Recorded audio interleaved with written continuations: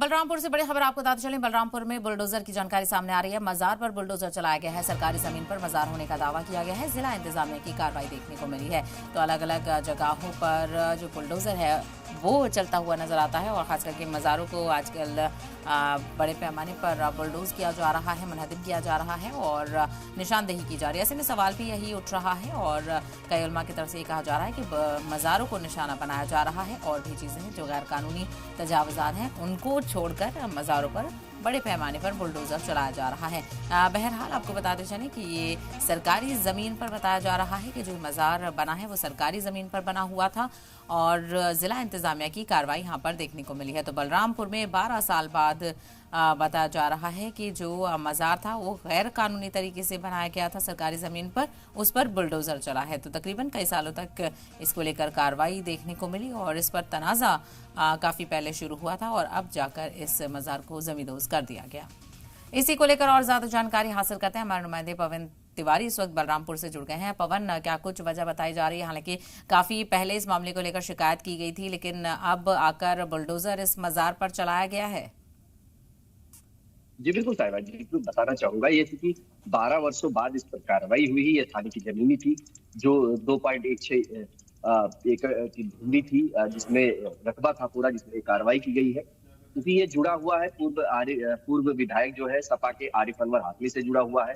2013 में इन्होंने एक समिति बनाई जिसमें अपने भाई को इसका प्रबंधक बना दिया और इसको कब्जा कर लिया था। तब से यह कार्रवाई चल रही थी। वहीं बीते कल चूंकि प्रशासन में पुलिस की मौजूदगी और राजस्व टीम की मौजूदगी में इस पे जो है मजार बना था उसको ध्वस्त कर दिया गया है और इस पर बड़ी कार्रवाई मानी जा रही है। क्योंकि जिले में जब से छांगुर के ऊपर ये बड़ी कार्रवाई हुई है, बुलडोजर ध्वस्तीकरण की कार्रवाई हुई है, इसके बाद से जिले में कहीं ना कहीं जो भी अवैध रूप से कब्जा किए गए हैं, चाहे मजार हो या मस्जिद हो या किसी प्रकार की अन्य चीजें हैं, उस पर लगातार प्रशासन की कार्रवाई चल रही है। और कहीं ना कहीं ये नई जो है बॉर्डर एरिया है या फिर बलरामपुर के अन्य क्षेत्र है, वहां पर लगातार कार्रवाई चल रही है। बिल्कुल बड़े पैमाने पर कार्रवाई देखने को मिल रही है। और पवन, ऐसे में सवाल भी उठ रहे हैं, क्या वहां पर भी किसी ने इस कार्रवाई की मुखालफत की? क्योंकि ये भी कहा जा रहा है कि मजारों को बड़े पैमाने पर निशाना बनाया जा रहा है।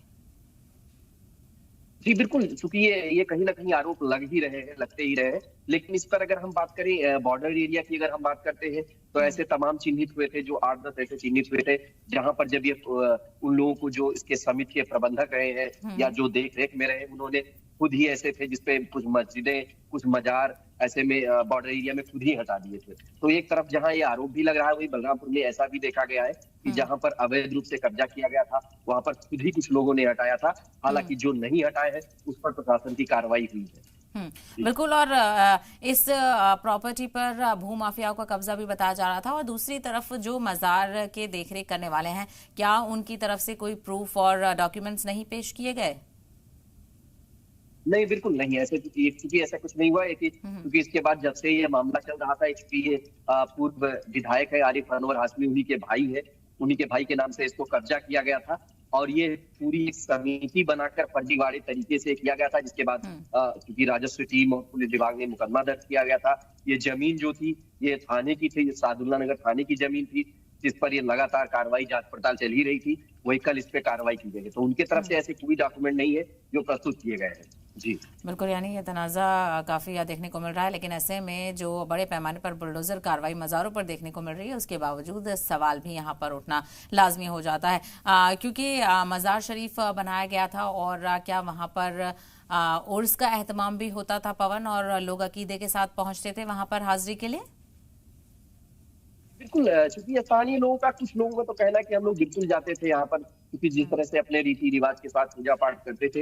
और कुछ लोगों का कहना था क्योंकि जमीन विवादित था इसलिए बहुत ज्यादा उसकी तरफ रुख भी नहीं करते थे।